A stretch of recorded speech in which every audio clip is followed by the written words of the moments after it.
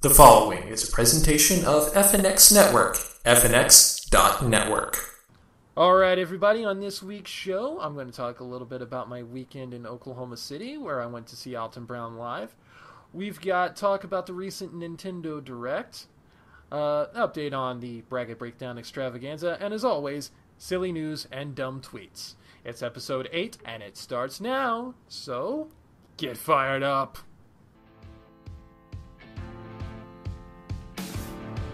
It's Casual Mode with Jeremy and David. Episode 8 for April 6th, 2015. No fooling, just fools.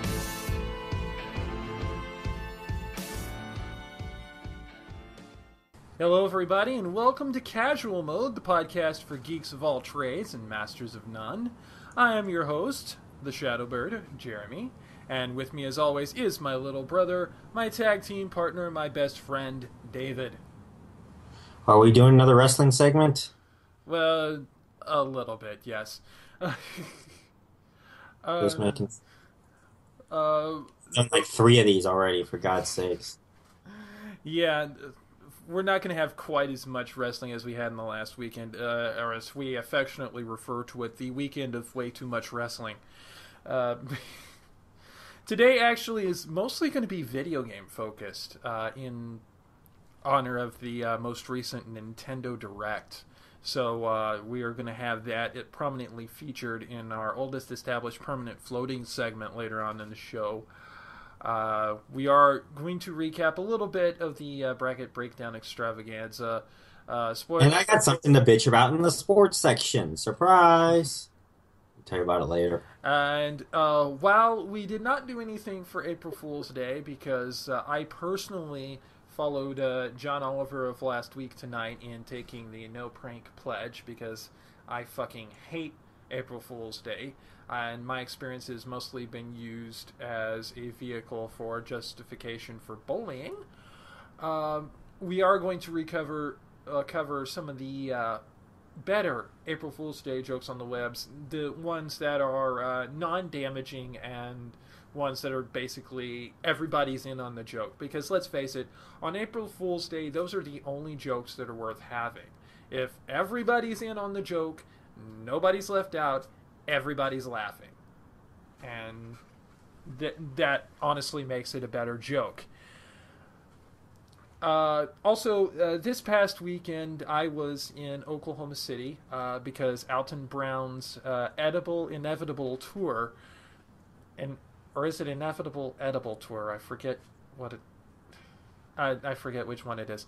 Anyway, Inevitable Edible tour. Yeah, Alton Brown Live. There we go. Alton Brown Live finally came to Oklahoma City on April the 2nd. April the 3rd, he also went up to Tulsa, but I wasn't able to see that show as well. But he was in Oklahoma City on April the 2nd. I got to go there and be at the show. I won't go into heavy detail on it because I did do a vlog where I took you around Bricktown and also talked a little bit about going to Alton Brown's show and the music hall there. And suffice it to say, I think if Alton Brown is in your neck of the woods, you should absolutely go. It was really fun. Man's hilarious. And the show is kind of similar to the one that he did for the Good Eats 10th anniversary, in that it has him talking and also doing some music and some food demos, but it also includes him saying a lot of things that he can say now that he's doing this tour outside of the Food Network banner. So I assume that they involve 4-letter words. Actually, no, he doesn't use a whole lot of 4-letter words, and it is an all ages show. But it's just things that if he had said on his show probably would have either pissed off other Food Network personalities or gotten some sponsorships pulled. But I am going to talk about a few things on there that I didn't put in the video. One of the things is he did some musical numbers, including there was one about when he was a kid.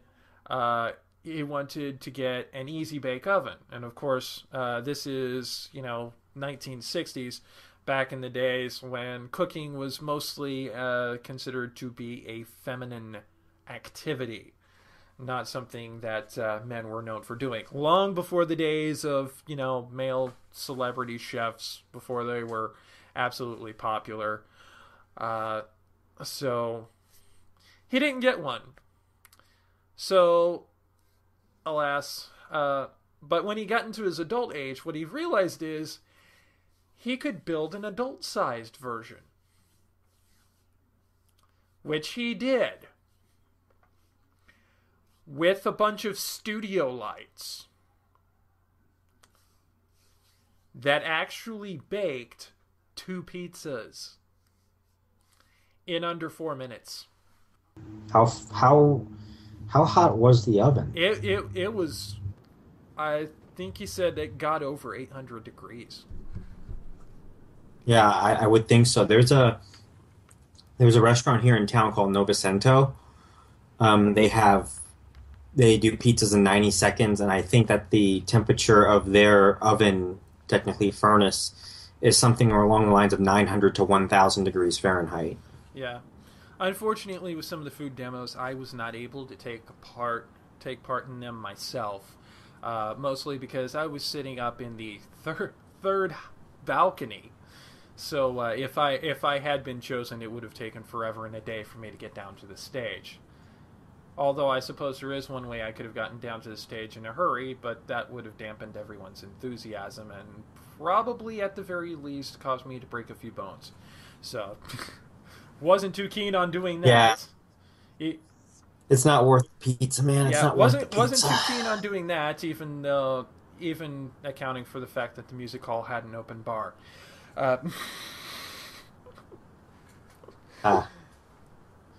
Yeah, I'm not even kidding. You could get wine, beer, and various other spirits at the Civic Center Music Hall for an all-ages show, no less. Anyway, that's what we've all got on the show today. Before we get into the show proper, though, we would like to remind you that there are many, many ways that you can get a hold of us, interact with us, and do lots of wonderful things like sharing the casual mode with your friends, which please do. David, if you would, please share those various outlets. Yeah, you can follow us on Twitter. I am at 0SageRapoya. You can like us on Facebook at facebook.com/casualmodepodcast. Follow us on Tumblr at casualmodepodcast.tumblr.com. Subscribe to us on YouTube, search name Casual Mode. And also, that's pretty much it. Yep. Oh, we also got SoundCloud, too. Yes, we have a proper URL for our SoundCloud now, because I had to change things up in order to get things possibly going with SoundCloud for podcasting. The SoundCloud URL is now soundcloud.com/casual mode, and thank you for reminding me of that. All right. Yeah, and check us out on the FNX network at fnx.network. This is what happens. This is what happens when you're about 4 days out of doing a recording. Your brain just goes. So. Yeah, and also, of course, my mind's still in Oklahoma City mode. Really, I came back, not really ready to come back, but pretty much having to come back because if I don't, I might get fired. And I need money. Yeah. Oh, and this just in, I'm going to mention this. I have an exclusive news that I'm going to put up at the top of the dumb news segment. And I'm not going to tell Jeremy what it is. Ooh, that's right, Jeremy. I'm going to make you laugh. Alrighty. Well, with that in mind, let's get ready to talk into some non-Nintendo Direct related video game type things.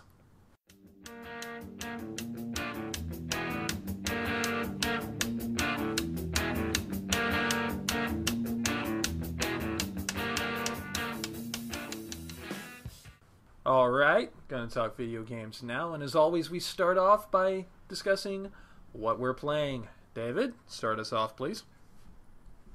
I've been playing Dragon Ball Xenoverse, and yeah, that's about it. I've been kind of busy this week.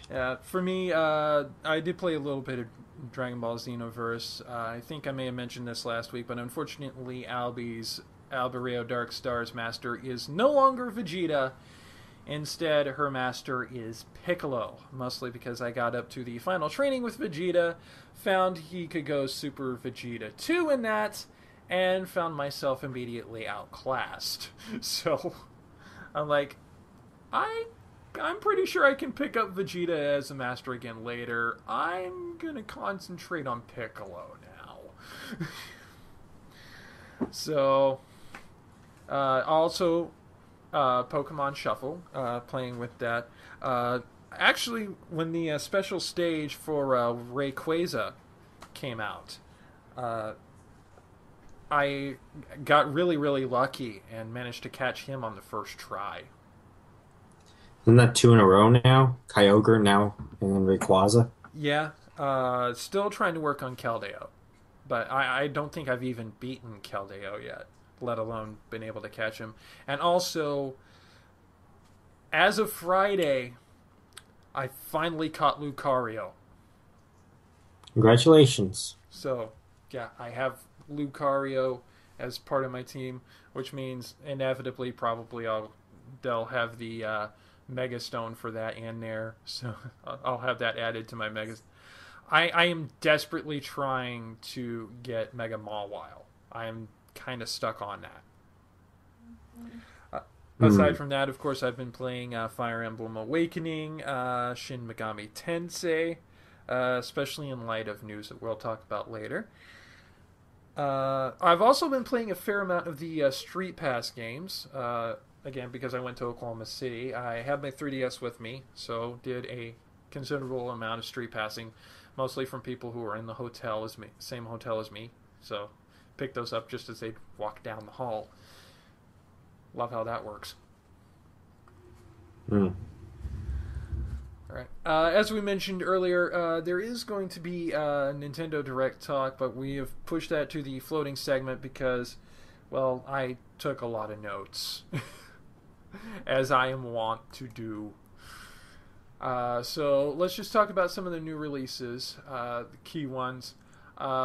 For those of you who are into baseball games, Sony's exclusive MLB 15, the show, came out this past week on the 31st. Also available on the 31st for Xbox One, a ported version of Neverwinter, which is a Dungeons & Dragons MMO that had been released on the PC about a couple of years ago. Finally, an Xbox One version. I played it for the longest time. It's based on the 4th edition engine, and I actually really, really, really liked it. I haven't gotten to play it since because, well, I don't think my laptop can handle it. Also, for those of you who are fans of the Angry Video Game Nerd and Screw Attack, you may remember that AVGN actually had a game come out called Angry Video Game Nerd Adventures. That has been ported to the Wii U as of April the 2nd. And also, going back to the 30th, this may have already been out for the 360 and PS3, if I remember correctly. But out on PC, Dead or Alive 5 Last Round. There are some other games on there, but they're mostly independent games, a lot of which were actually announced on the Nintendo Direct. So again, we will push that further down to that. But actually, Neverwinter being on this actually kind of reminded me of MMOs in general. I don't really play a lot of them, but they are pretty actually interesting genre to me because it seems like there's so much you can do with massively multiplayer online games. There's so many different ways that people have implemented being able to play with a bunch of other people online. Of course, you've got the classic style RPGs going all the way back to, well, the Mud era, really. And the first full 3D ones like EverQuest. Uh, you know, those. Then, of course, you've got what's generally considered called MOBAs, Mobile Online Battle Arenas, with the likes of League of Legends, Defense of the Ancients, Smite, those kind of games. There are online fighter type games, online beat 'em up type games. One I played a lot of was L Sword. I haven't played it in quite some time, but it was pretty fun as well. And then you have action RPGs. And while they're technically not MMOs in a sense, some of them, they do have a lot of online multiplayer functionality where you can bring other people in and play with them. Of course, I'm thinking of games like Monster Hunter and Dragon Ball Xenoverse because it really fits more into that action RPG vein than it does a fighter game, even though it does have roots in the Budokai series.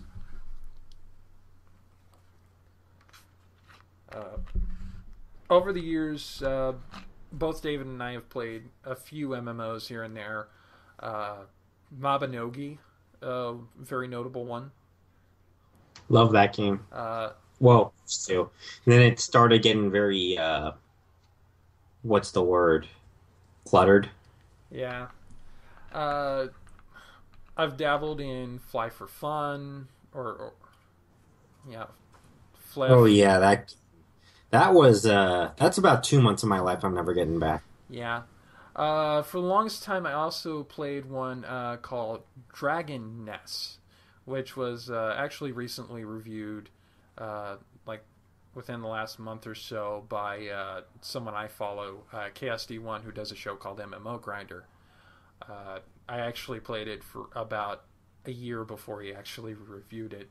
I haven't played it since, but I played some Trove, which is kind of similar to Minecraft, kind of in that voxel builder kind of genre, where you can not only have to survive creatures and battle creatures, but also create structures. I had a lot of fun with it. Unfortunately, I haven't played it in quite some time because, again, my laptop is shit.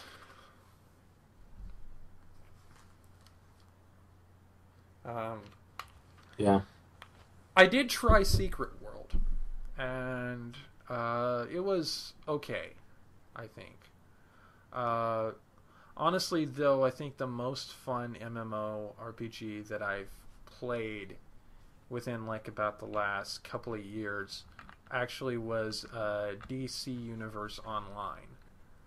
And unfortunately, I only played that for about a week because one day I was sitting there playing it when we found out the news of the tragic passing of Justin Juwario Carmichael. I haven't been back to it since. But along that same vein, I did, for the longest time, actually play Star Wars The Old Republic, even was subscribed to it. And then came the unfortunate day when I accidentally dismantled my lightsaber. Good job. Unfortunately, having a low frustration threshold worked to my disadvantage there. As, again, I really haven't been back to the game since because I didn't have the patience to try and get the pieces to build me another one. I tend to, for the most part, in most games, play a lot of melee-focused characters, it seems like. Because I really like having my characters get in and do stuff close. Of course, there have been some times when I've mostly focused on distance characters. For instance, Neverwinter, my main character for the longest time was actually a wizard. So that was distance. And of course, in Dragon Ball Xenoverse, Alberea Darkstar is mostly key focus, so she's mostly the run and shoot kind of person.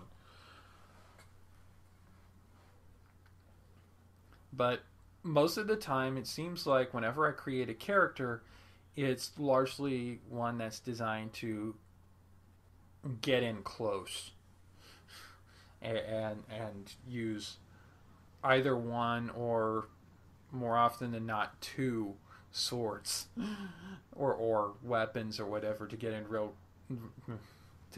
close and beat down.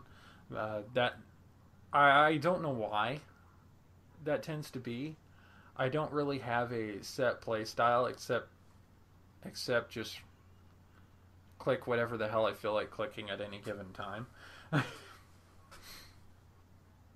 So, as far as for me, MMOs are concerned, I kind of have a very spotty relationship with them. Like you mentioned, Fly for Fun and Mabinogi were two that I played a lot. Vindictus was another, coming from the guys who created Mabinogi, I believe.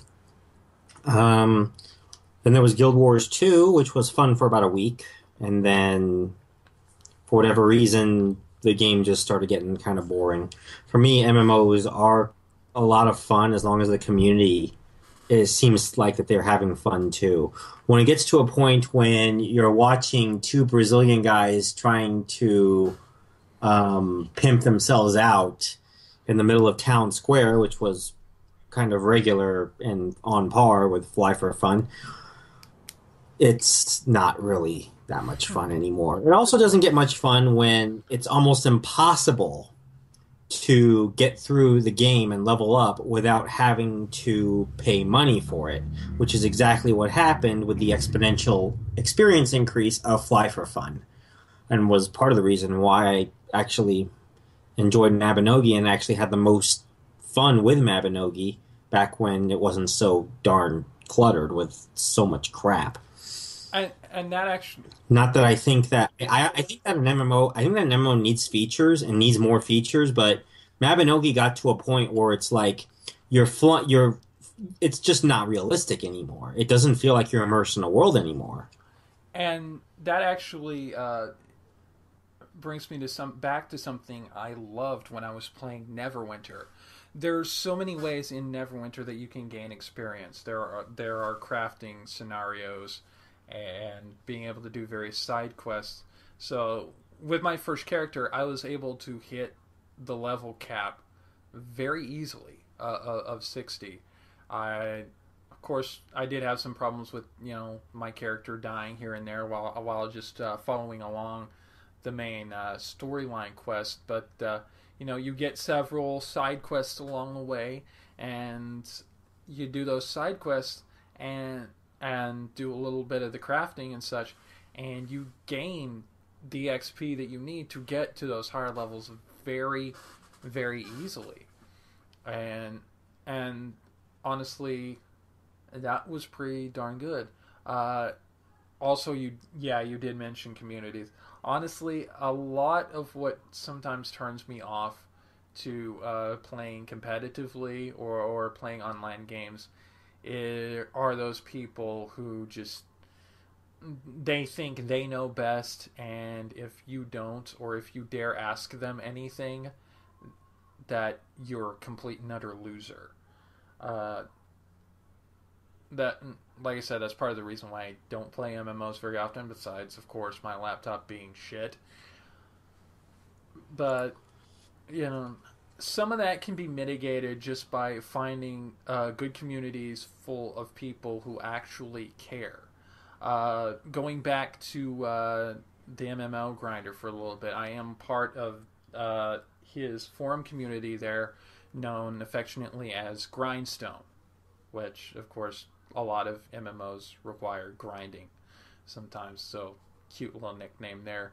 Uh, and having got to play with some members of the Grindstone community during his open beta tester Trove event, when that was really uh, playing it alone was okay, but getting to play it with them, uh, aside from the few times when I got stuck and far behind them, which totally my fault, admittedly, was actually quite a bit more fun because very willing to answer questions, willing to give you stuff if you need stuff to be able to finish. For instance, at one point, making my center point in or my cornerstone in Trove, I had little slots like windows in my cornerstone because I was basically making it like my character's house. And one of the Grindstone members kindly offered me blocks that were basically clear blue to act as glass blocks for the windows, which that was very nice of him. I made sure to thank him for that because it just, it added a little something to the aesthetics of this basically Lego house.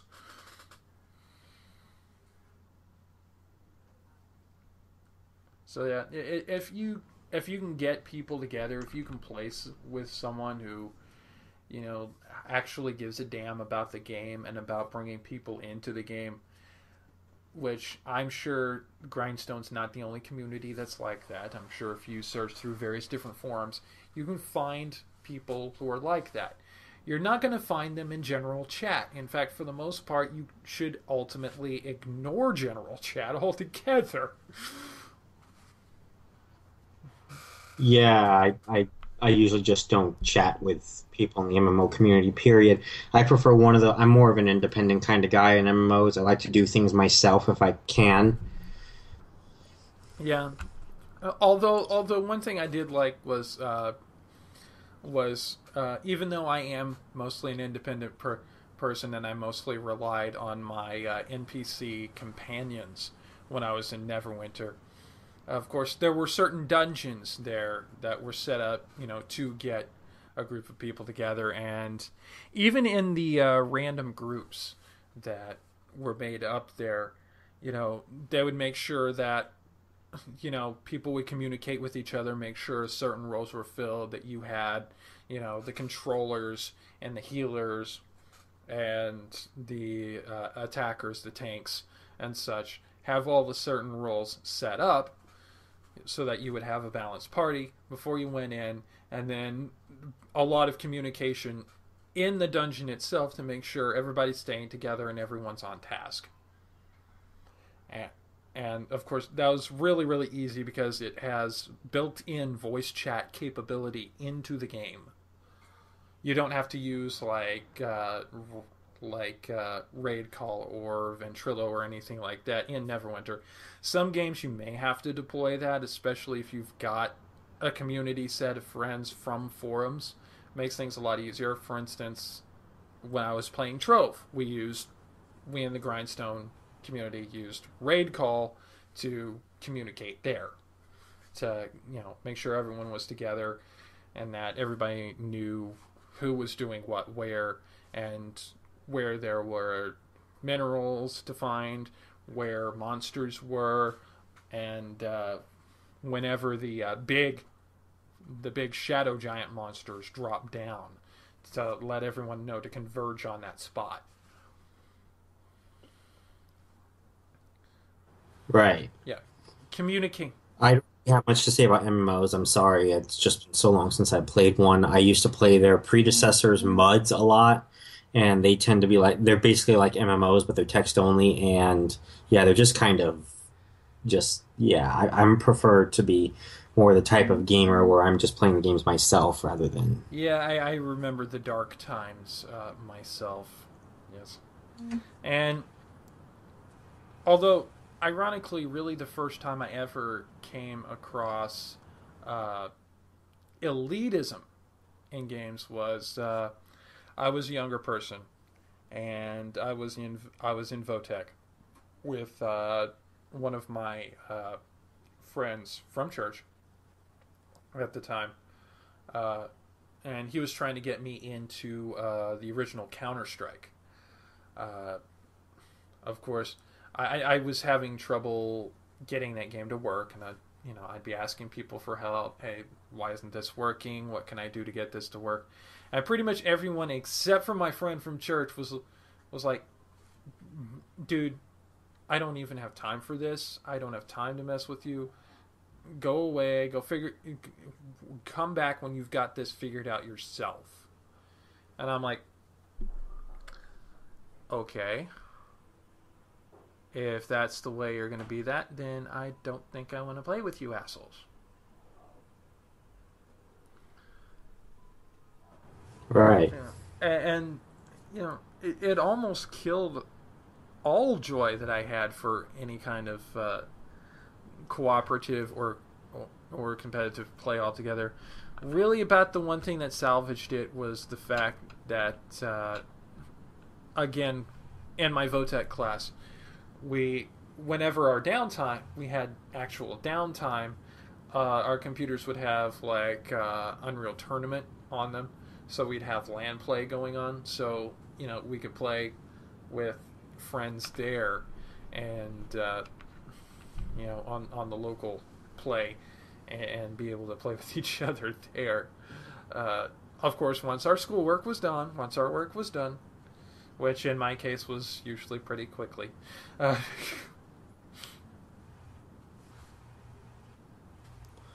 Yeah. So I believe that's it for video game talk today. Yep, that's all we've got for video game talk this week.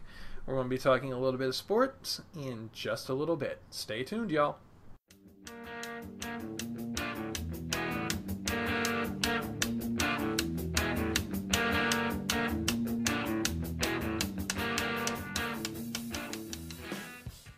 Ladies and gentlemen, I start the sports section off with a very important announcement. The friendly competition we had going in casual mode BBX for the ESPN Tournament Challenge is pretty damn well over. And it looks like your winner, on points at least, is David. Hey, what can I tell you? Well, yeah, pretty much everyone pretty much just has Kentucky versus a already eliminated team left. Yeah, he still has. Yeah, we all have the same amount of possible points remaining, but right now David's total points are 760, as opposed to Robert and mine's 690. So. Well, it's not entirely over yet because the second bracket from Robert, I just took a look at it, has Michigan State in the championship. So if Kentucky loses and Michigan State wins, Robert's second bracket would wind up the winner. Even though it's technically busted because he had UNC winning. But me being the person I am, of course, rooting for chaos. So, Thanks. come on, whiskey. Come on, Badgers. So basically, you're rooting for Wisconsin and Michigan State, or Wisconsin and Duke? Wisconsin and Michigan State, because I do have. I mean, we'd basically be replaying the Big Ten final as the championship game, but still, I mean, it's in the NCAA tournament. For that to happen is a lot less off-pissing than it would have been would have been back in the BCS days, because at least then you can understand how they got there, and it's pretty sure that they are in fact the two best teams instead of the two best teams picked by a computer. Um, Well, if Kentucky loses to Wisconsin, I'm going to have to do something that I believe I never thought I would have to do. Root for Duke. The fuck happened here? all right. Uh, for a rare event here in sports segment on casual mode, we do have previews for Major League Baseball because opening day is this week. Woohoo! If you care about that sort of thing. Uh, Yeah, so I'll start with what my predictions are going to be for who's going to make the playoffs and stuff. Just thinking about it, I think that I'll be honest with you, it's been a while since I've looked into reviewing baseball stuff, but I like the LA Angels in the West American, in the Central American. Um, really got to pick one of these guys. well, Seriously, it's somebody's got like to win the division. the American Central is like they're like the Krillin of the American League. Um, let's see. I'll go with eeny, meeny, miny, you, Minnesota. Though I'll be honest with you, that's completely based on my eeny, meeny, miny, mo thing. East League, I'm going to go. I think the Boston Red Sox got a good shot with that one, so I'll go with the Red Sox. Um, let's see. No, you know what? Let me switch that for the Central. I'll go with the Chicago White Sox because I don't want to disappoint my good friend down in Chicago, White Sox fan. So, in the National League, well, crap. St. Louis Cardinals for the Central, of course. I mean, that's like every year. Out west, LA Dodgers. LA Dodgers look pretty good. And out in the East, I have no fucking idea. Jeremy, pick a number from 1 to 5. Okay, rolling a mental D5, which I know those don't really exist, but well, they exist in my head, so shut up. Let's go 3. Okay, so the New York Mets. That works. Eat the Mets. Maybe Meet the Mets. Step right up and beat the Mets. Well, actually, from what I've been hearing, the Chicago Cubs have been looking good too. So, I mean, I would replace them with the Cardinals. I've been hearing that the Cubs are supposed to be on the up and up now this year after finishing last place in the Central. David, you're reminding me of the ESPN baseball commercial with a bunch of Cubs fans talking about how they're all hopeful for their season and saying that one of the baseball rules is that hope springs eternal. Or in the case of Chicago Cubs fans, optimistic delusion. Well, you realize the reason why Chicago Cubs are, dreaming about this season. Part of it is because, ever watched the movie Back to the Future? Yes, I have. I've watched Back to the Future, And this is the year and Back to the Future 3. So then you probably know in Back to the Future, they made this little statement that the Cubs were going to win the World Series in 2015. Yeah, but keep in mind, that movie also said that we would have flying cars, that holographic 3D movies would be a regular thing, and that we would have hoverboards and self-lacing shoes, one of which is only one of those two things actually being a reality this year. The shoes, by the way. Ah, yeah. Well, I'll go with the Cardinals. Here are my predictions for who's going to win the divisions. I predict that I will win the division of still not watching baseball. That works. As I have for about the last 20 years. I'm starting to think that this means that the sports segment is pretty much going to be short up until about September. Well, we could factor in MLS.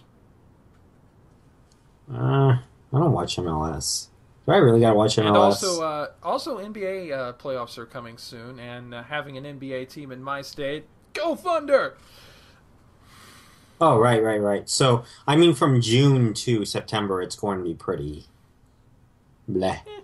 Well, we'll see. I mean, usually around this time, I believe it was around this time, some 6, 7 years ago, we had arena football to kind of fill in the gaps in preparation for regular Yeah. football. Also keep in mind though, we do fill this segment as much with sports entertainment as we do sports, which is an excellent segue to talking a little bit about the WWE.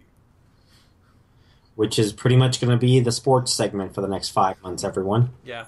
And actually, during the summer, it'll probably also be the sports segment quite a bit because, then we'll have the summer pay per views, including SummerSlam in August.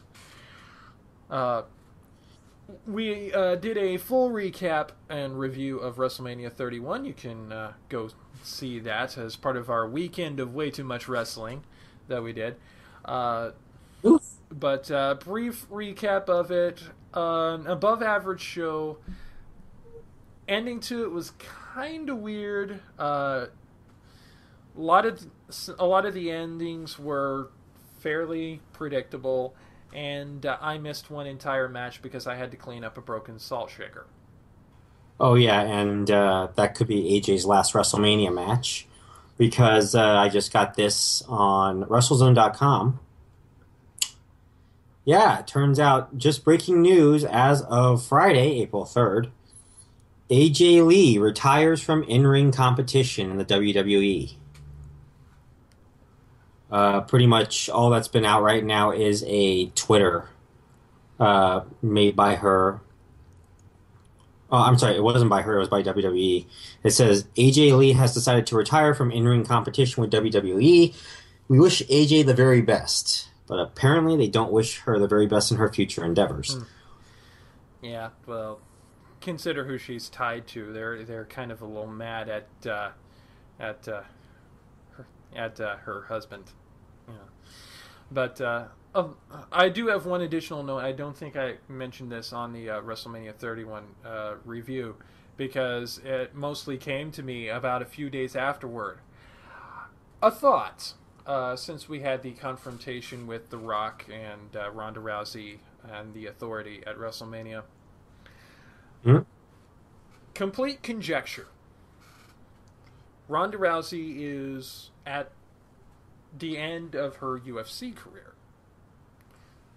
And she decides that she wants to move into professional wrestling. What would you say if I told you that probably a great idea would be for her to be Ronda Rousey, Paul Heyman girl? I would say that there wouldn't be a Divas division in about 3 months after she arrives. Well, consider by that time most of the NXT divas that are in the NXT right now would be lifted up into WWE. Still, I think the only diva that could probably go against her legitimately, and this is after more experience, would be Paige. That would be a fight I'd love to see. Super Saiyan Princess versus Goth Princess. I think that that's basically the only one. I mean, I would add Natalia to the list, but I think that by that time, Natalia would be on her way out. Yeah.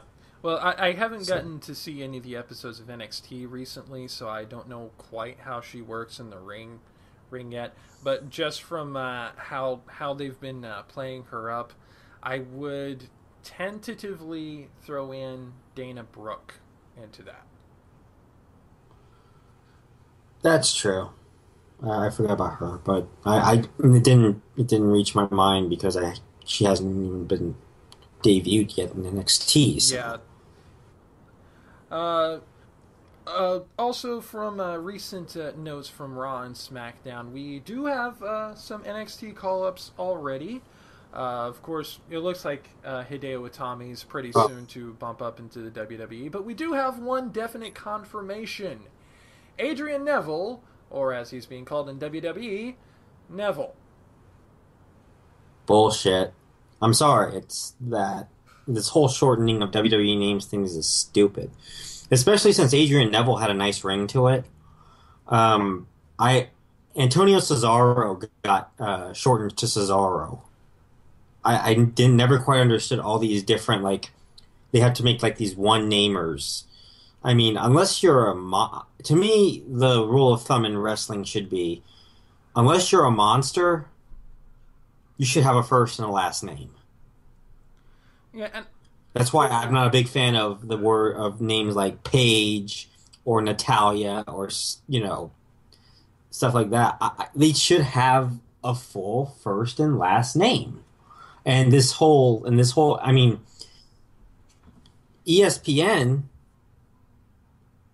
made fun of um, this back in 2005, SummerSlam 2000. I think it's SummerSlam 2005, when the main event was a world championship match between JBL and Batista, jokingly saying the WWE is trying to compete for the shortest title.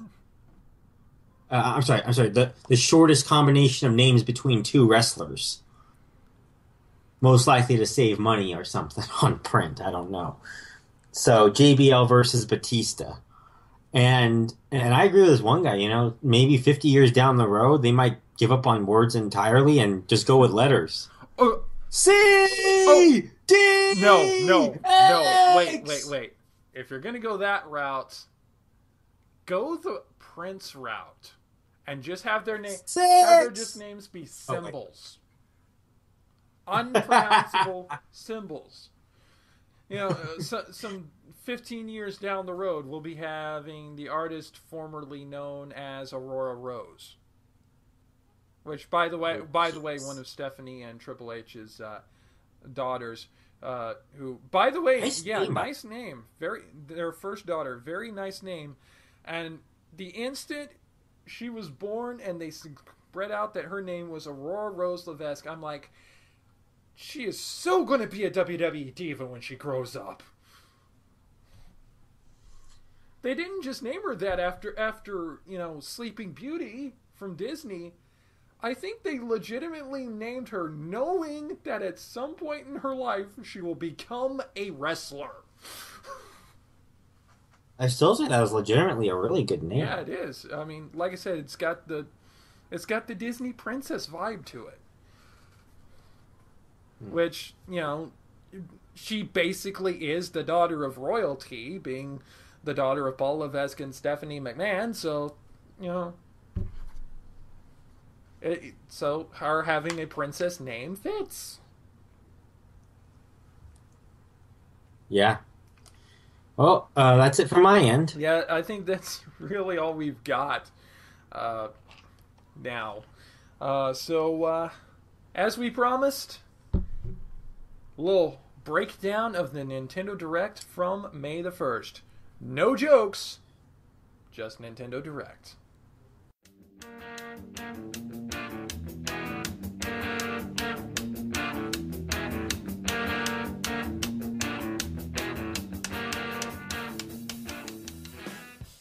It's the oldest established permanent floating segment on the show, and we have devoted it entirely to reviewing the April 1st Nintendo Direct, largely because, as I want to do, I have notes. Because, I'm crazy like that.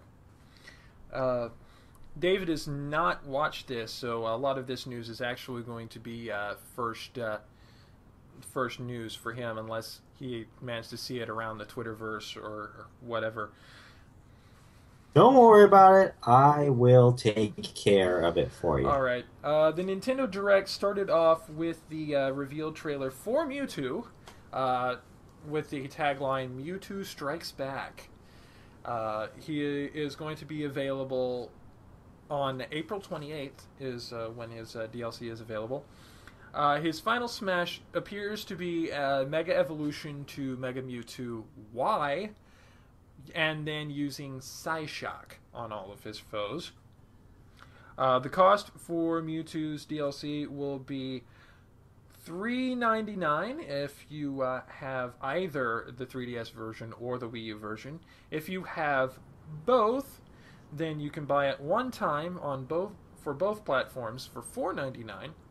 And of course, if you registered both of them to Club Nintendo before the 31st of March, which unfortunately that time has already passed us, they will be sending out free download codes for Mewtwo beginning the 15th.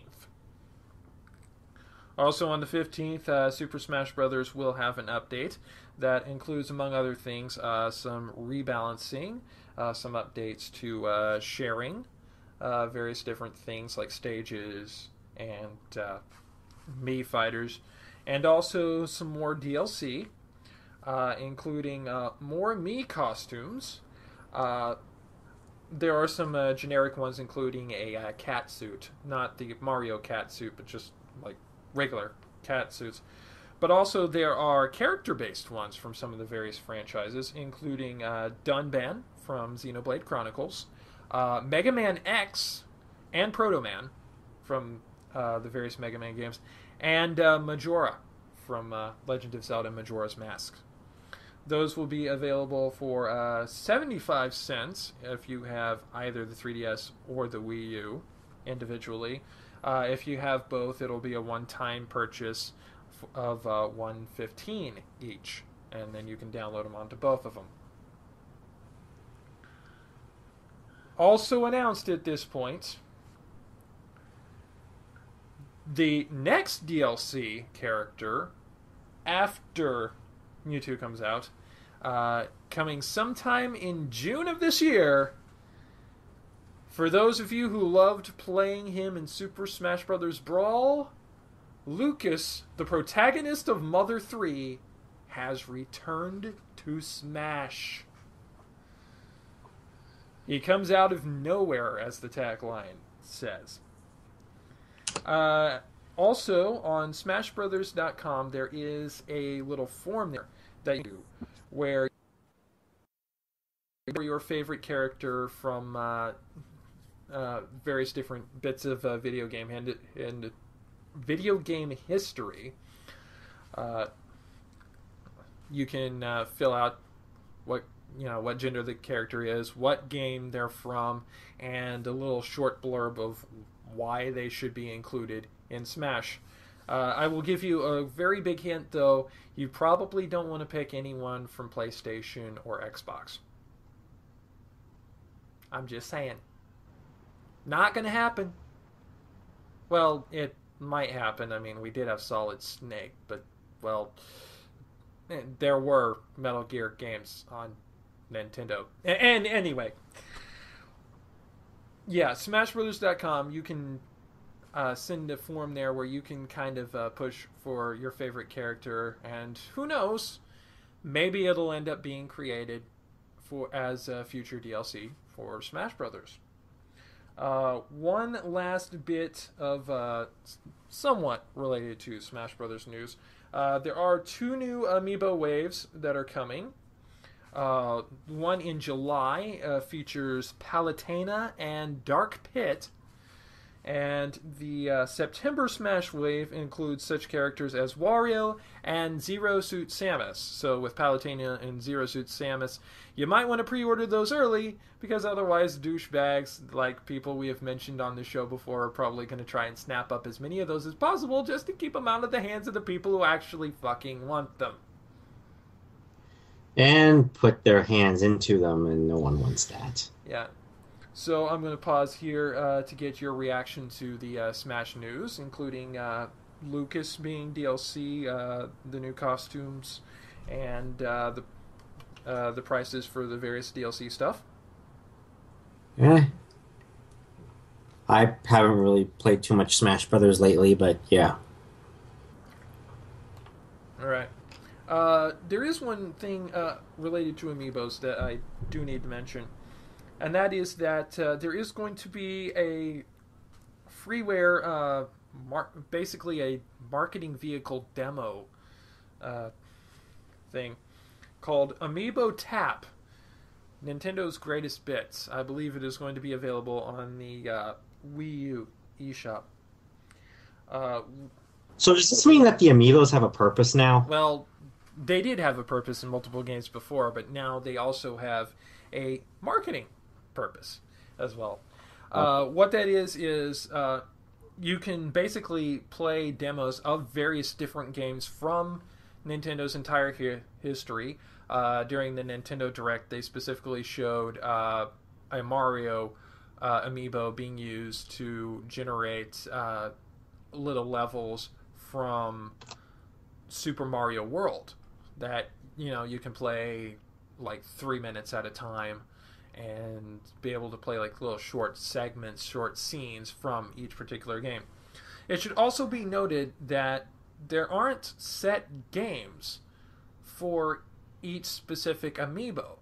So one person can put down, for instance, on the Direct they showed, say Reggie de Fils-Aimé's Mario amiibo. He puts that down on the gamepad, and you get Super Mario World.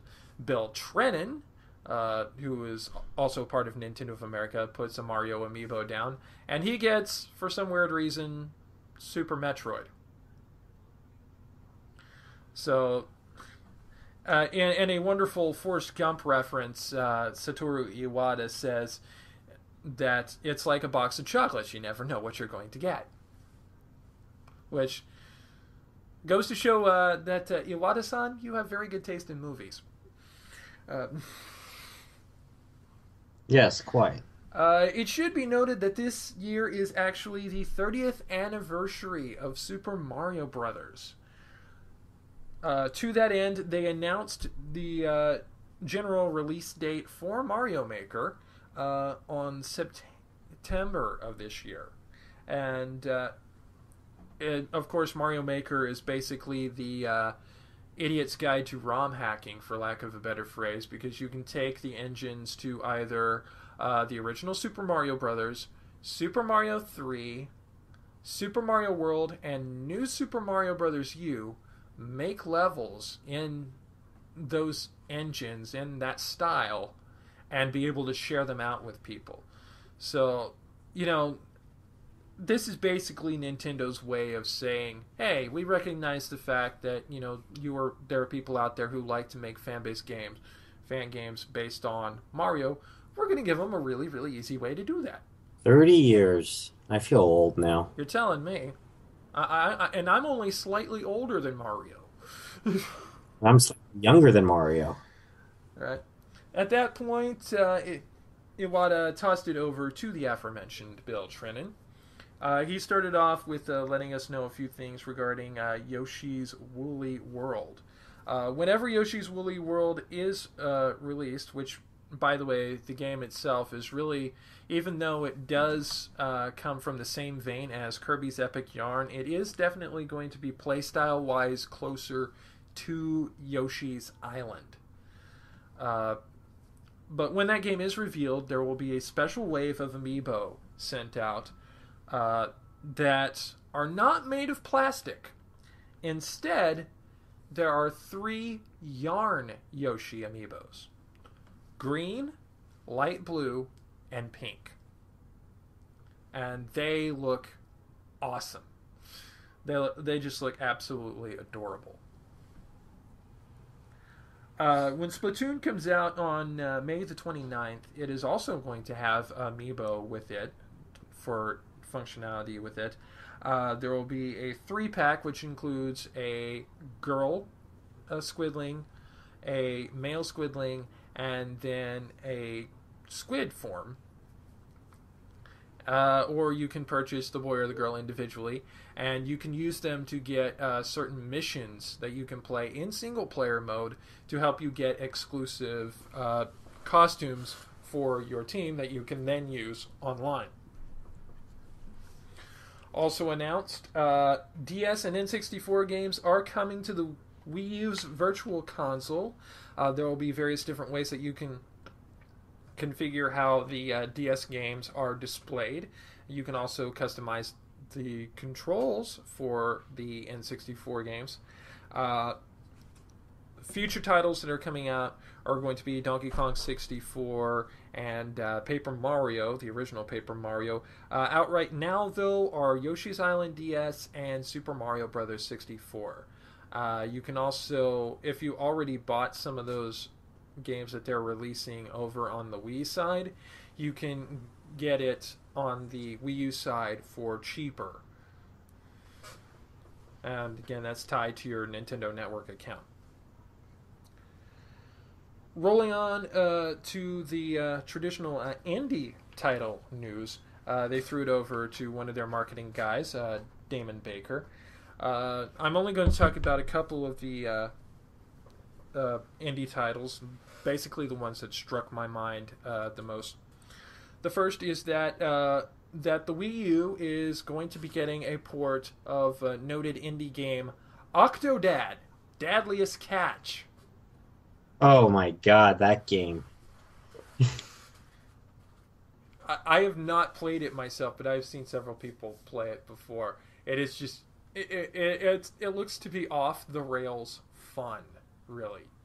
And now that it's on the Wii U, I might actually end up being tempted to try to play it.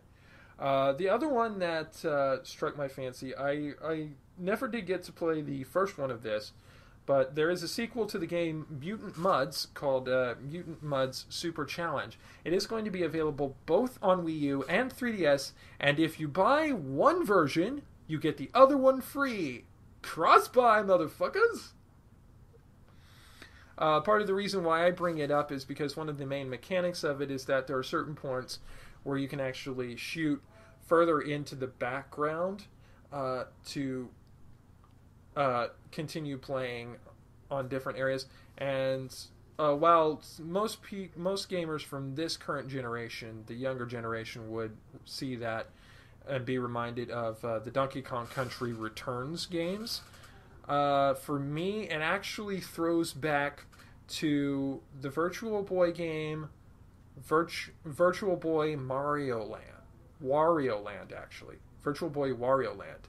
And I see that, and I think, okay, a full-color remake of Virtual Boy Wario Land is possible.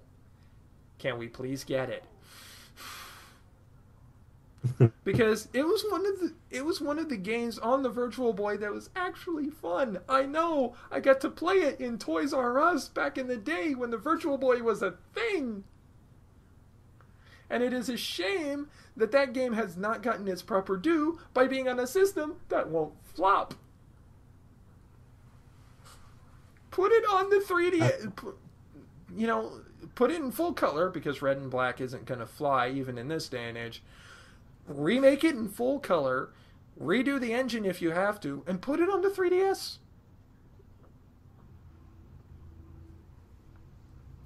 Also, there is one game that has gone quiet for the better part of a year. We hadn't had any news of it, but finally we have news that this game is in fact still alive. The Atlas-developed Shin Megami Tensei Cross Fire Emblem. It lives, and it's anime as fuck. What do you mean by anime as fuck? The teaser trailer that they did for it, very reminiscent of their Atlas Persona series. And also okay. very reminiscent of the opening sequence to insert favorite anime of your choice. Ah, gotcha. Yeah, it looks very, very, very anime, and I still want it. I've never played any of the Persona games, which is really what this looks like. It's going to be closer to, which is weird considering both the play styles of Shin Megami Tensei and Fire Emblem. But it is going to have characters from both universes. It looks like it may actually have a plot centered around original characters that deal with characters from those various different universes. And yeah, it looks anime as hell, and I want it. But it's probably not going to be here until 2016. Also, do you remember the series Fatal Frame from the PS era, PlayStation era? Yeah. It lives again. There is a Fatal Frame game that is being made for the Wii U. We do have some eShop titles to run down. The first of which is from HAL Laboratories, of course, best known for the Kirby series, and also known for being the company that Masahiro Sakurai was part of for the longest time before he left to create Project Sora. And it looks really, really fun. You get to play a block that can extend itself out to get around various different obstacles like spikes and such. And there's also various different costumes that you can get to change the way you look, including a ninja block.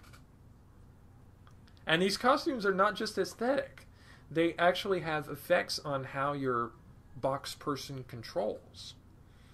That game is actually out this week. It's out right now on the eShop.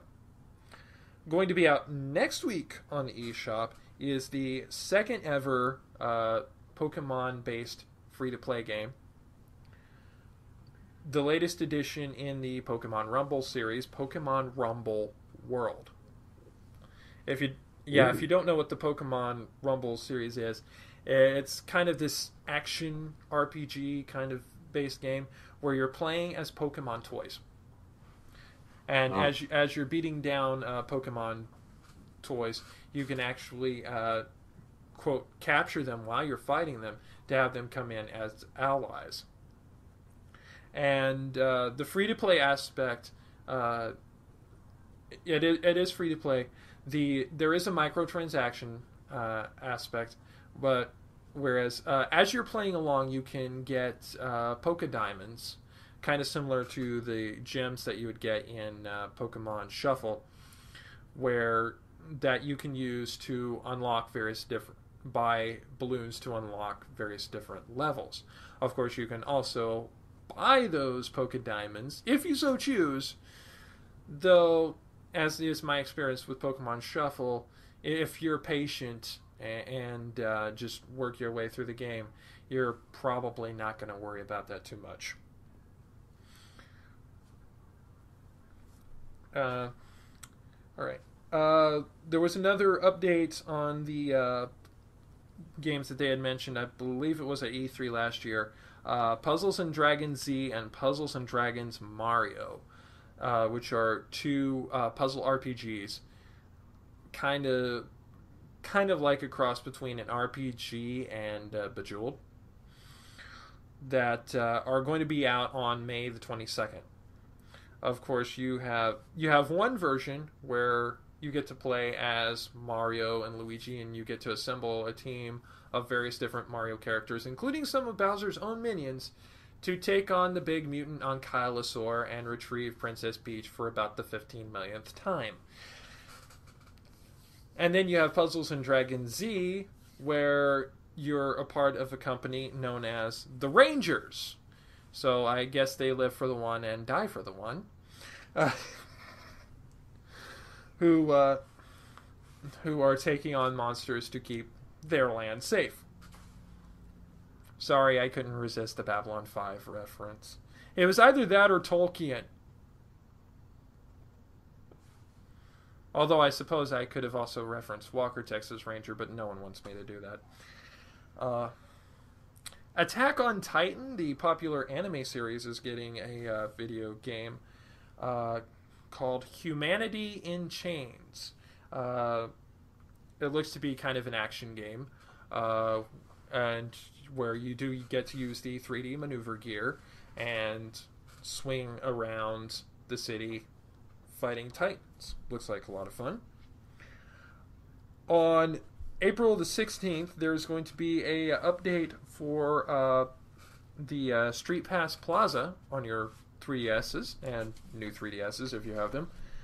There are going to be 2 new Street Pass games, including one where you get to fight a zombie apocalypse with various items relating to hobbies. You can fight zombies with party horns. They actually showed that in the trailer for it. You can fight a horde of zombies with party poppers. Wow. The two games will be available for $4.99 each, or if you buy them together, you can buy them for $7.99. Also, on that day will be a VIP lounge for your Miis, where you can save special Miis. You can add things in like birthdays and interact with them in a much more deeper way. That will also be available for $4.99 as a one-time purchase. And also, we now, North America, have a release date for the new 3DS port of Xenoblade Chronicles, April the 10th. So if you either played the Wii original game, or if you didn't get to play the Wii original game and have a new 3DS and have been looking forward to this for a while, which honestly I wish I had a new 3DS now, because of, if for no other reason than this game, it will be out very, very shortly. So you can get to play as Shulk and all of his wonderful friends, and finally figure out just who in the heck that guy was that was in the most recent Smash game was. That is, of course, assuming that you don't watch Chugga Conroy. We also have a new trailer for what is referred to... It's referred to as the newest game in the Fire Emblem series, but most of us refer to it as Fire Emblem IF, as in Fire Emblem If. And there are two kingdoms in this game that the player character is connected to, and in this time, unlike Fire Emblem Awakening, where your player character was a deuteragonist, second protagonist, this time you are the main person. You are connected to both the kingdoms of Hoshido and Nor, and you have to decide which side you're going to fight for. Are you going to fight for the peace-loving Hoshido and have a more traditional Fire Emblem experience, story similar to some of the stories that have been in the Fire Emblem experience? Or are you going to take on and try to rebuild from within a warmongering country, Nor? These are separate games. But from all the stories that I have been seeing, if you buy one, you will be able to get this other scenario as DLC. For, I imagine, probably a lesser price than it would be if you just bought both games outright. Also seen in the trailer of this game, in the past we have had people who can transform into cats. We've had people who can transform into ravens. We've had races like that in the past. Of course, we have people who can transform into dragons, the Manicheets. We've had people who can transform into giant Carabanog, for lack of a better phrase, the Taguel. And it looks like we are going to have a race of people who can turn into motherfucking horses. Centaurs? No, they can transform into horses. Sounds like what the Animorphs once was, except I think they transformed to every animal. But yeah, honestly, I like the Manicheet and Taguel races from Fire Emblem Awakening. So, while it is a little unusual of a choice to have them transform into horses, and it does seem a little odd, it's still kind of cool. Unfortunately, we're going to have to wait until 2016 for this game. There had been some talk at some point that there would be kind of card-based amiibo type things. Well, those have been announced for fall 15. There's going to be a card-based amiibo game, kind of like a near field communications version of the old e-reader that they had. Animal Crossing Happy Home Designer. What that game is you have these cards with various different animals from all over the Animal Crossing series, including the ever adorable Isabelle. And you can scan them in through either the new 3DS's built-in near-field communication, or, which will be released when this game comes out, an infrared-based near-field sensor for older 3DS models. You scan this card in with this animal, and in the game, the animal will have specific wants about how they want their room to be designed. It is up to you to figure out the best items to design the rooms for these animals. And then once you're done with that, you can scan in more animals and basically have a great big Animal Crossing party in this person's house. So it takes the home decorating aspects of the other Animal Crossing games like New Leaf and just really steps it up to a whole nother level. It looked really cool and cute, actually. Sounds like it. Speaking of Animal Crossing, we return to Satoru Iwata because we have a slew of information about the upcoming Animal Crossing DLC pack coming on the 23rd of April, along with an additional free update that will provide other things that I will explain in a moment. First of all, they showed off races on the Animal Crossing course. There are going to be 2 additional racers from the Animal Crossing series, Isabelle and the Villager, which I imagine you'll probably be able to select different styles of Villager, much like you did in Super Smash Bros., or much like you do with the Yoshis in Mario Kart 8. And on the AC course, for one thing, every time you race it, it will be as if it was a different season. You know, one day you race on it and it might look like it's spring.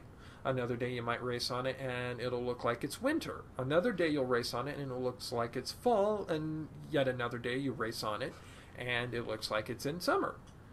It changes every single time. And the racing music, because they have unique music for every different track, including the DLC ones, has a very delightfully peppy remix of the Animal Crossing series theme. In fact, if you haven't watched the trailer for the Animal Crossing DLC for Mario Kart 8, you need to, because the music is just fantastic. They actually recorded it with stringed instruments. So it's just, I don't know how better to describe it than otherwise to say it's friggin' beautiful. I mean, the Animal Crossing series is already known for good music, but they took that music and just really stepped it up yet another notch. I bet. Also in this DLC pack will be one additional racer, Dry Bowser, otherwise known as Skeletal Bowser. I assume no relation to Wet Bowser. No, it's the it's the Skeletal Bowser. He's called Dry Bowser because he's reminiscent of the Dry Bones enemies from all the way from Super Mario 3 on. Mm-hmm. There will be 2 entire cups, the Crossing Cup, which of course will have the Animal Crossing track, and the Bell Cup. And there will also be 4 new vehicles, which they will reveal more details about in future releases. Like I said, this DLC releases on the 23rd, along with a free update that allows more amiibos to be used for special suits for your Miis in Mario Kart 8, including Rosalina, Mega Man, and Sonic. And also, and this is the big news, this update will introduce a new speed class for Mario Kart 8. Ever since the beginning, ever since Super Mario Kart, there has been 50cc, which is basically easy mode, 100cc, which is moderate difficulty, and 150cc, which is the fastest and hardest difficulty. As of this update, they're cranking it up to 200. The action has never been faster.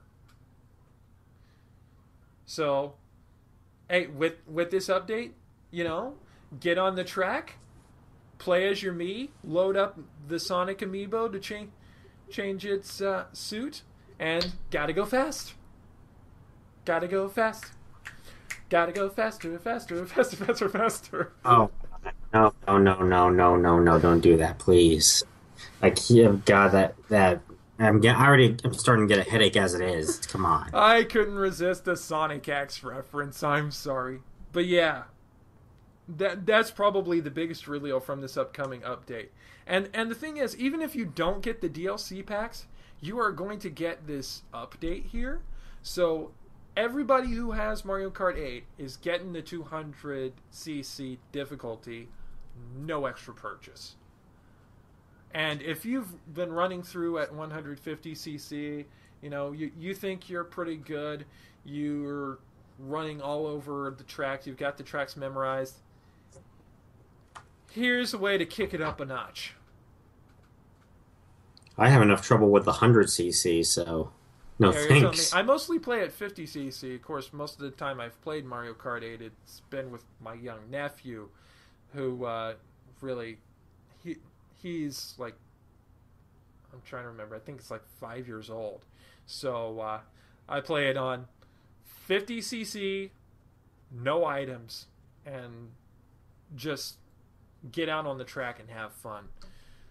No items because, it wouldn't be very good to, have him get mad because he got struck by a red shell from somebody. I usually play at 100cc with items. Yeah. I haven't played with a while, but usually the most I would play it on is 100cc. But just for the sake of saying that, yes, I played at 200cc, I would do it at least for one cup. Good luck. Indeed. All in all, a really, really good Nintendo Direct. A lot of great information. Of course, the major things to bring out this is that we got more news on the new Fire Emblem game that's coming up, and Shin Megami Tensei Cross Fire Emblem lives. Yeah. And also regarding Mario Kart, the advice that Mr. Popo wants to give you, Jeremy, while you prepare for your 200cc race, you're going to die. I know. Especially, oh my god, the Rainbow Road courses. I have trouble with the Rainbow Road courses on 50cc. Rainbow Road is always a super brutal course. It is, yeah. I have trouble with it on 50cc and now, as well. If I may take, imagine what it's like on 150cc. I actually tried that now, once. If I may continue the Mr. Popo bit here, I've got bad news. They're going faster. Bye. And but yeah, I tried it on 150cc, and I finished fourth on the one race that I did on 150cc. And I think that was because I got lucky at the very end. I had 3 shells. I think it was the 3 shells. I'm not sure. And just whacked a few of the carts so that I actually finished a very distant fourth behind the top 3. But yeah, even if you're like us, you mainly hang out on 50 or 100cc. You're gonna get it for free, so might as well at least play it once. Can't be that much from the 50. Get your no money's worth. Ha. All right, that's the Nintendo Direct from April the 1st. All in all, a very great Nintendo Direct, I think. I'm looking forward to hearing more news about some of this stuff in the future and seeing these games get released and seeing what the buzz on them is like. So, let's get some silly news and dumb tweets in up here. And also a special announcement.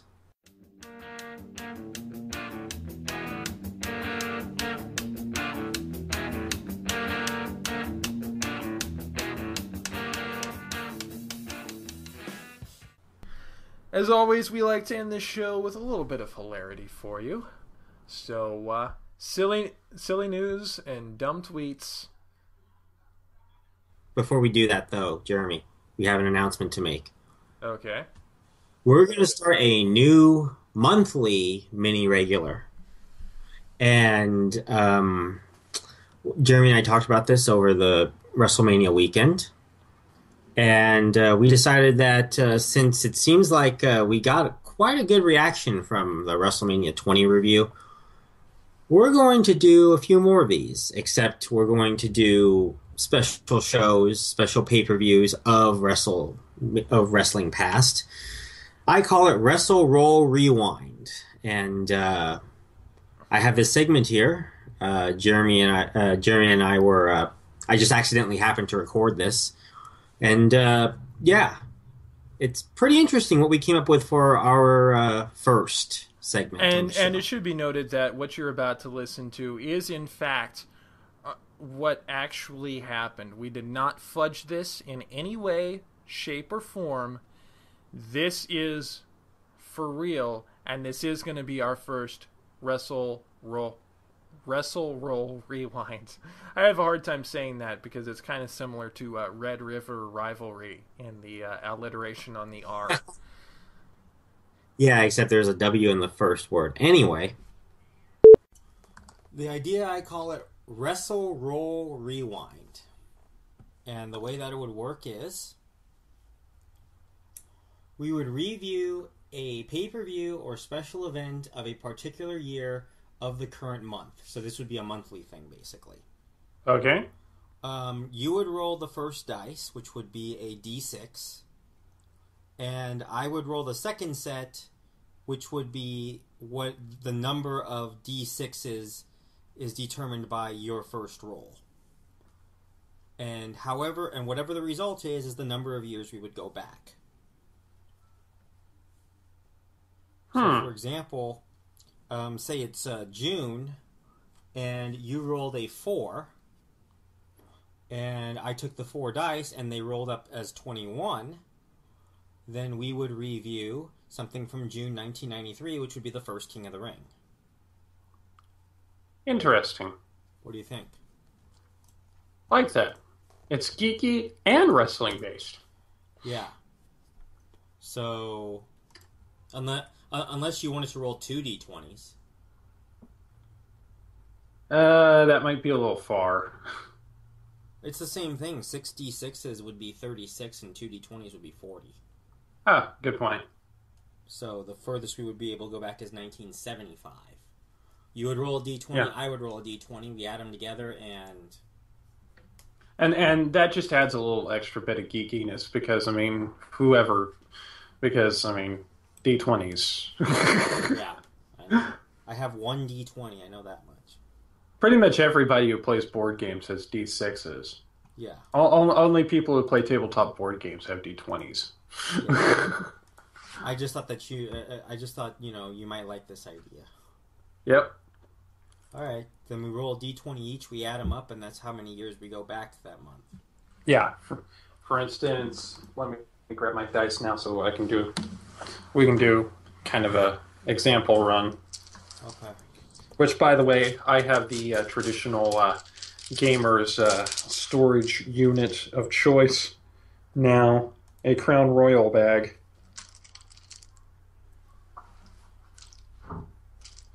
Okay, rolling mine. Went into my lap, gotta roll again. Yeah, give me a second, I'll do it too. 6. I'm gonna roll a 20 right now.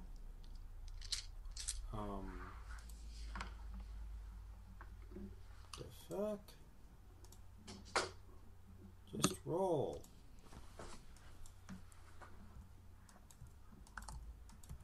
Are you using a digital dice? Yes, because I'm too lazy to go up to pick up and get my d20.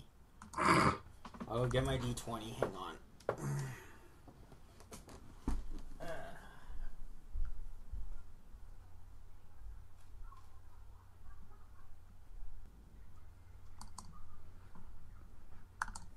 got my D20. Alrighty. So I rolled a 6. And I rolled a 8. So that would be 14. Subtract 14 from 2015.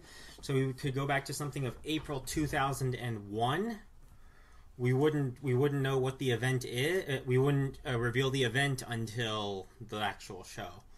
But if we were to research it... Oh, wow. Well, of course we got WrestleMania then. No. I know exactly the show. What? WCW Nitro's final show.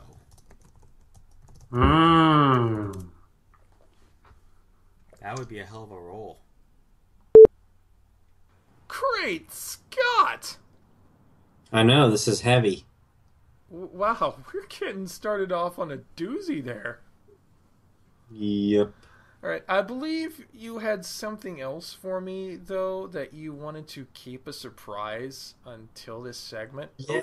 Yeah, well, I'll tell you what, alright? Go ahead and do your dumb news segment first. Alright, I'm gonna say the suspense. Okay, then. First, I'm going to give you something from the Washington Post that I swear to God is not an April Fool's Day joke. This was, in fact, posted on April the 3rd. This is a thing that actually happened. A 1974 government document shows how to make a proper cocktail. And I quote the story by Anna Swanson of the Washington Post. Do you know when to shake and when to stir? Luckily for you, the U.S. Forestry Department took time out of its busy schedule to make this surprisingly beautiful and complete pictorial cocktail guide in 1974. The chart shows recipes and mixing techniques for 21 cocktails, including a whiskey sour, gin fizz, Tom Collins, and mint julep. The chart comes from the records of the U.S. Department of Agricultural Forest Service, who were clearly having a great time with this one. The lower right-hand corner of the chart shows that the document was checked by, quote, self-appointed barmasters, end quote. I mix 'em. I am a sot. Jim Beam. And I pee freely. I guess when you have nothing to do... This must have been a really slow year for forestry. Yeah, this relic of America's boozy past is currently housed at the U.S. National Archives in Washington, D.C. Wonderful. Well, you know, how else would we know how to make a proper cocktail if the government didn't tell us? Am I right? I mean, it's not like we have, 2 whole channels on TV dedicated to teaching us how to make good comestibles. It's not like we have, all these celebrity chefs. Well, actually, in 1974, we didn't have all these celebrity chefs. But still... No, we didn't. I know it's part of the USDA, but the Forestry Department... Yeah, well, like I said, it must have been a slow year, and what, do we have forest rangers putting this up in their towers so that they can have a cosmopolitan while they're ranging the forest?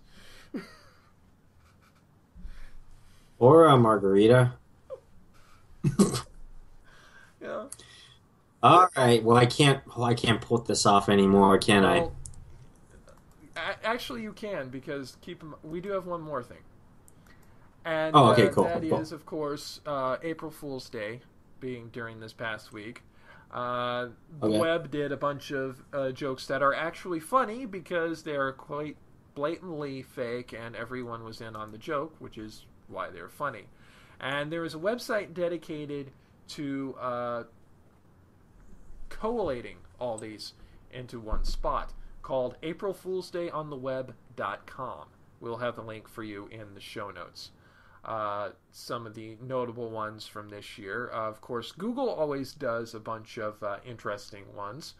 On Google Maps, they had Pac-Man mode where you could select a city and play Pac-Man along its city streets, which is a lot of fun if you're in places like San Francisco, where the streets are by no means gridular.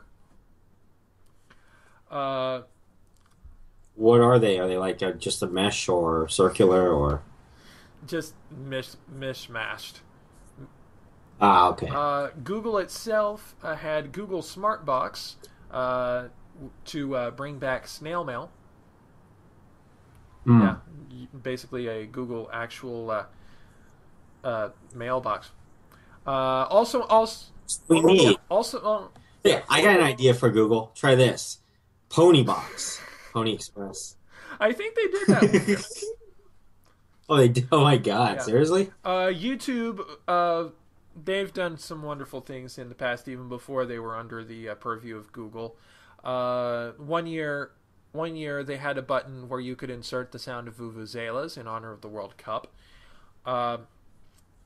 And there was one year where they replaced all the links on the front page of their videos to Rick Astley's "Never Gonna Give You Up" in honor of the Rick Roll prank.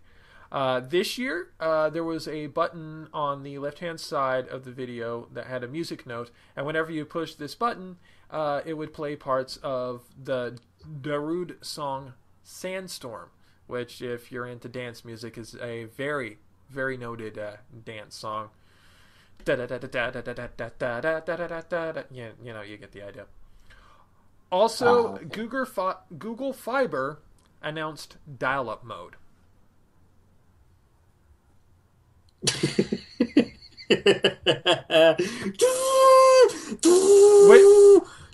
Which doubles as kind of a screw you to most of the popular internet ISPs, because most of those, you know, they don't have to try to have slow internet. Google Fiber has to try to be at dial-up speeds. You know what's so funny about that is that actually there is still a third of the population that still uses dial-up. Very, very true. Can you imagine how it's like to load a YouTube video on dial-up? Yeah, my cell phone provider, T-Mobile, announced a phone plan specifically made for pets called the Pets Unleashed plan. Yeah, that would definitely be great for business. Samsung announced a brand new smart device called the Samsung Blade Edge Smart Knife. Oh, so a cell phone and a knife together? Yeah. Ooh, that would actually be pretty handy if someone actually built it. Yeah, surf the web while you chop your vegetables. And of course, Think Geek always goes all out when it comes to April Fool's Day. I'm going to name all of the devices that they picked, but I'm only going to give you the specs on a couple of them, a couple of the ones that I liked the most. Put your selfie 360-degree selfie rig.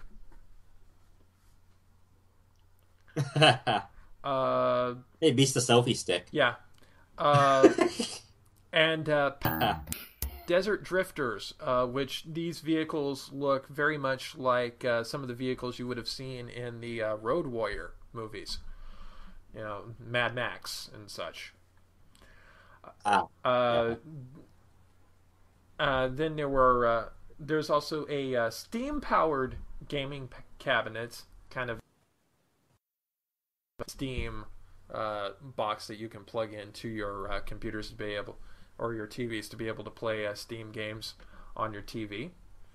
But the ones that I like the most are, in no particular order, the Encounter Wearable Interactive Quest. It is a Bluetooth 4.0 device that supposedly would connect to a iOS or Android app. And it basically, to give you a little extra motivation, takes normal pedometer features and turns them into faux quests for your own personal RPG. So, say you're ascending a flight of stairs. Make believe you're climbing to the crow's nest on a pirate ship. Going for a brisk walk. Pretend you're hacking through the jungle. Talk about superficial. and it's got stats like your HP, and yeah, keeps a readout on various different stats and everything. Yeah, your mana. So it basically turns life into an MMORPG. And you want to know what's so funny about it? Someone might actually be making that. Yeah. Well, we are going to put the link in the show notes, because there is actually the link that you can go to on this to select which ones that you liked the most. And as has been done in years past with things like, for instance, the 8-bit Mario tie, some of these may actually become reality. Here's one. I can see that PG thing be a reality. Well, here's one that I hope becomes a real device, because it is just absolutely fantastic. Yeah. Guardians of the Galaxy Collector's Edition Groot Beer and Rocket Fuel 2-pack. What it is you have a 25.4 ounce bottle of root beer labeled Groot Beer, and then a 2 ounce bottle of an energy shot labeled Rocket Fuel after Rocket Raccoon. Ooh, wow. So if you're a fan of the Guardians of the Galaxy movies, of course, which I have watched and absolutely loved, you know these two are absolute incredibly friends. They're an odd couple, because of course you have this big hulking tree person, Groot, and then you have this cybernetically enhanced raccoon, Rocket, who are just the best of friends with each other. They're basically the closest that each one has to being family. But yeah, I want this to be a thing, if for no other reason than for the Groot. You want to drink Groot beer? I like root beer. I like root beer, and this. So the Groot beer part of it definitely appeals to me. Unfortunately, the Rocket Fuel I probably would leave undrank, mostly because, well, most energy shots have sucralose or some other artificial sweetener in them, and as you will see in the vlog, when it comes to things that have artificial sweetener in them, I am very hypersensitive to the taste, and I tend not to like things that have sucralose or aspartame or even stevia in them. Okay. And the other one that I voted for those of you who remember this from the 1980s, one of the earliest anime to really make it big in North America, Voltron Cat Condo.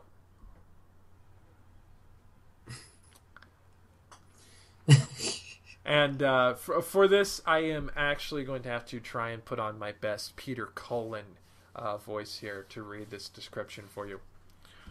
From days long ago, from uncharted regions of the universe, comes a legend. The legend of Voltron, defender of the universe, a mighty cat condo, loved by good, feared by evil. As Voltron's legend grew, peace settled across the galaxy. On planet Earth, a galaxy alliance was formed. Together with the good pets of the solar system, they maintained peace throughout the universe, until a horrible menace threatened the galaxy. Stale kibble. Once Voltron was needed once more. This is the story of the super force of space explorers, specially trained and sent by the Alliance to sleep and play and, well, sleep some more within Voltron, defender of the universe. There's actually, I wonder what it actually look like Voltron when they make it. Yeah, and it's got like the different sections, and I love honestly. I used to have a couple of cats, so I absolutely love cats, and of course I am an insanely huge geek.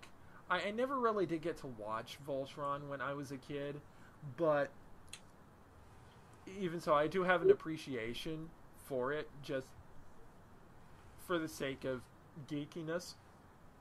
Yeah. I want to see that become a reality.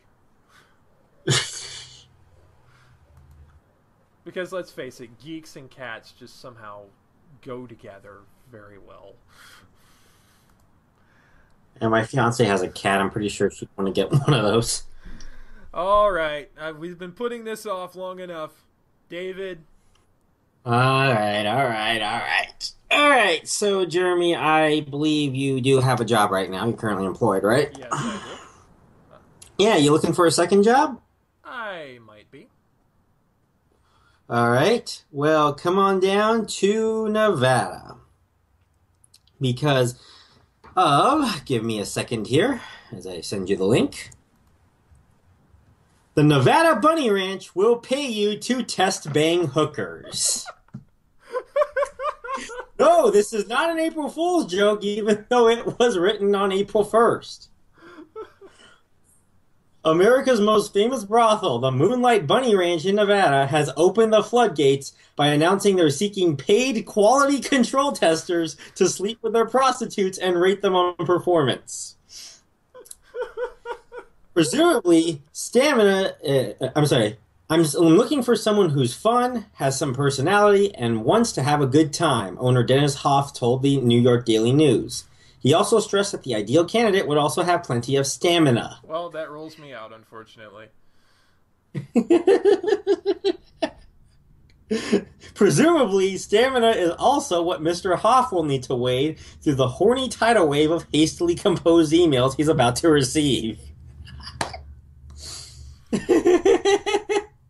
Yeah, unfortunately, yeah, I think that rules me out because I will admit I am a very enthusiastic lover, but I'm not the longest laster one. But rest assured, if for some reason someone's listening to this who might actually want to get with me, I can promise you this: you will get yours. Also, just some examples of what I've been reading in the comments section. I also need a job. Hand job, blow job. Yeah, how does this work exactly? You know, what are you writing down? Okay, she does really well on She does really well on blowjobs. Not that great on missionary. Doggy style needs some work. Another comment, position's been filled. No pun intended.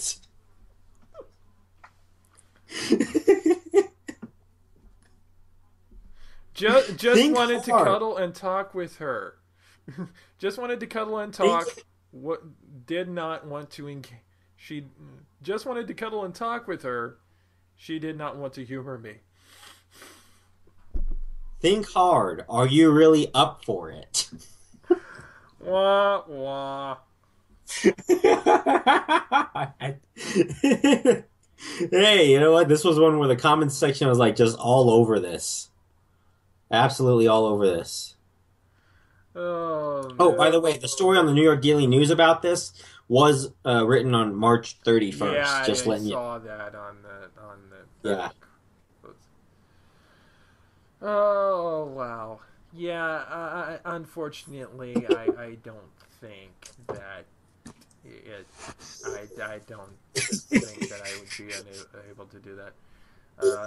Besides that, I have every bit of respect for people who choose to work in this particular industry. I am not someone who is inclined to be one of their clientele, personally. Oh man. Now I do have some friends who have done some shall we say, some of the less active side of it, and I would be happy to support them with my money. But yeah, I for this, I don't think I like sex that much. By the way, on the sidebar of the website where that was, a wild additional story appears. Oh, go for it. At least 8 Americans have jacked off at Walmart since 2013. Oh, God.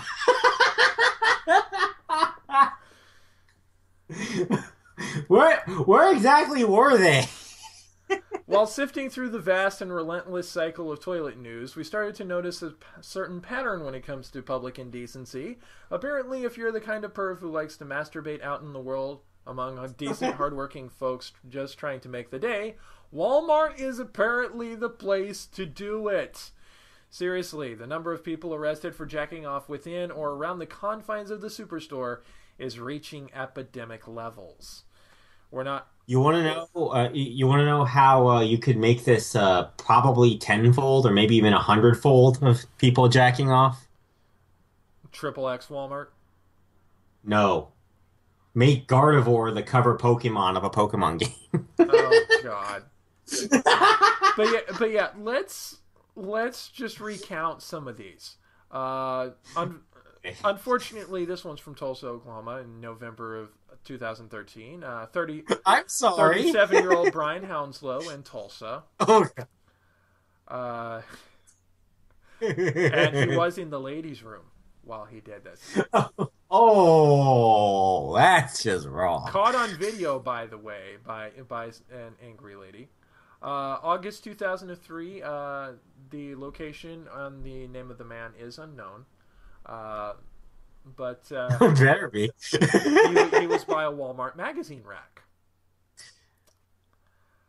October of 2014, 19-year-old Sean Johnson in Brooksville, Florida, which anyone who watches What the Fuck Is Wrong With You know is the United States epicenter of crazy. And to make things worse, he had his happy ending all over a stuffed horse. Oh. 2014 in West Oak Cliff, Texas, Tommy Darnell Daniels. He was in the stationery section of all things. What the Something about those pens, man. He just can't get off if there's not a pencil in front of him. June 2014, again in Tulsa. Oh, I'm sorry, God man. Damn it, Oklahoma. 26-year-old Derek Bennett.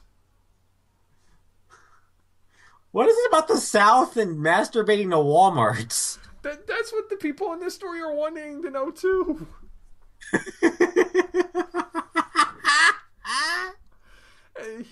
And it was right in the middle, right in front of, well, 2 witnesses. He didn't think he saw that anyone would have seen it, but apparently 2 people did. January 2015 in Minneapolis, Minnesota, someone followed a female shopper out to her car and proceeded to jack off in front of her. Go to hell, sir! Oh my God. March 2015, Myrtle Beach, South Carolina, 23-year-old Jeremy Percival Bryant.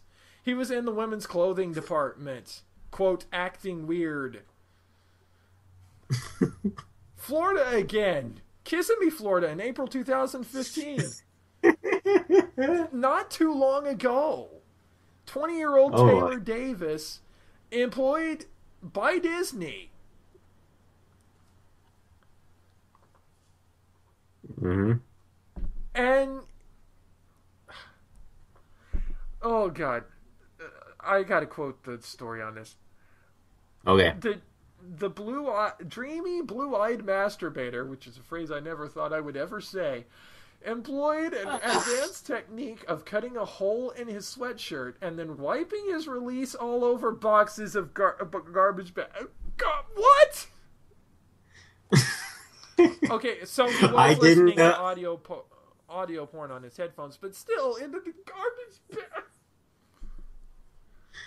In the immortal words of Tara Dinahan, a wonderful lady, there is nothing hot at the Walmart. Especially not garbage bags and stationery.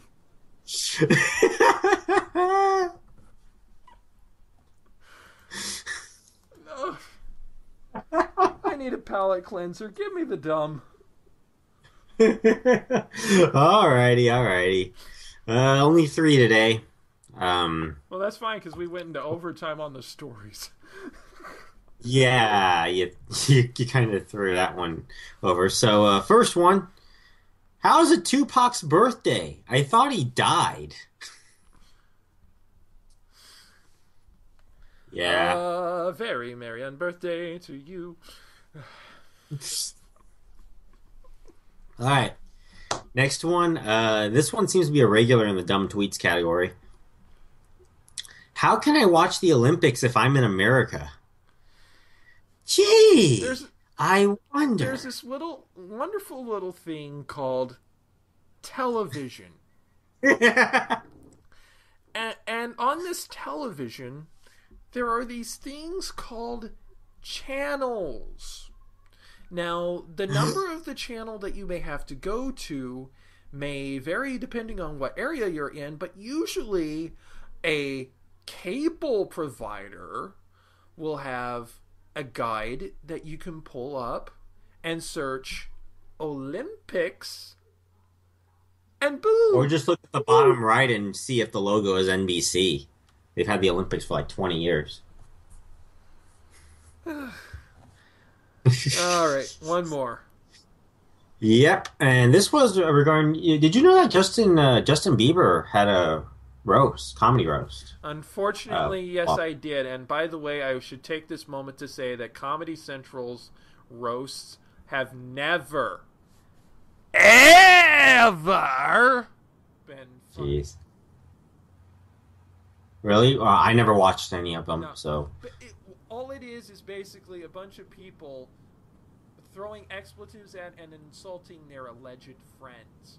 And there was this one comic on there who was Greg Giraldo, who got the most shit of anyone on these roasts for the longest time. I mean, there were people complaining about how useless he was, how he didn't have a career, and in fact, I think there were several jokes regarding maybe he should commit suicide.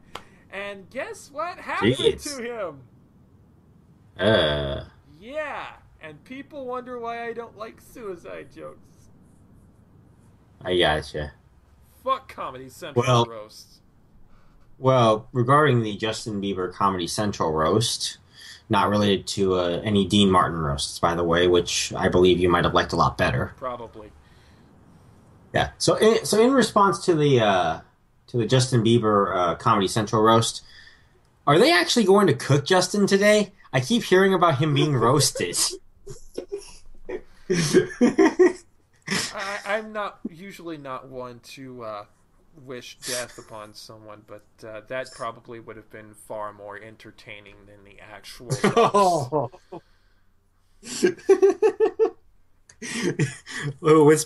with host Gordon Ramsay.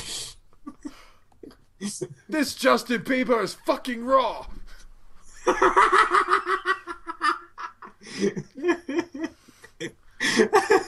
All right. Put him in the oven for fucking longer, you twat.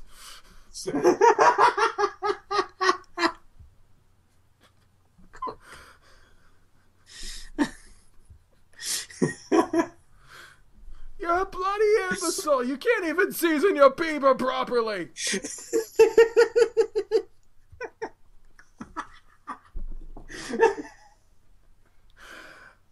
All right, that was enough too much for the Gordon Ramsay jokes.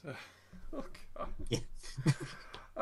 And I think that's that's it for Casual Mode this week. Yeah. Let me get to the social stuff. Okay. So you can follow us on Twitter. I am Zero Sage Harpoya. I'm Shadowbird712. You can like us on Facebook at facebook.com/casualmodepodcast. Follow us on Tumblr at casualmodepodcast.tumblr.com. Subscribe to us on YouTube. Search Casual Mode. Check us out on the FNX network at fnx.network. And yes, we now have a SoundCloud. So go to soundcloud.com and check us out. SoundCloud.com/casual mode. We've actually been hosting the episode up there for quite some time. It's just now we have an actual named URL for it. Woohoo! Hopefully we'll get that on YouTube soon. Indeed. So until next time, I am Jeremy. And I'm David. Later, y'all. Bye.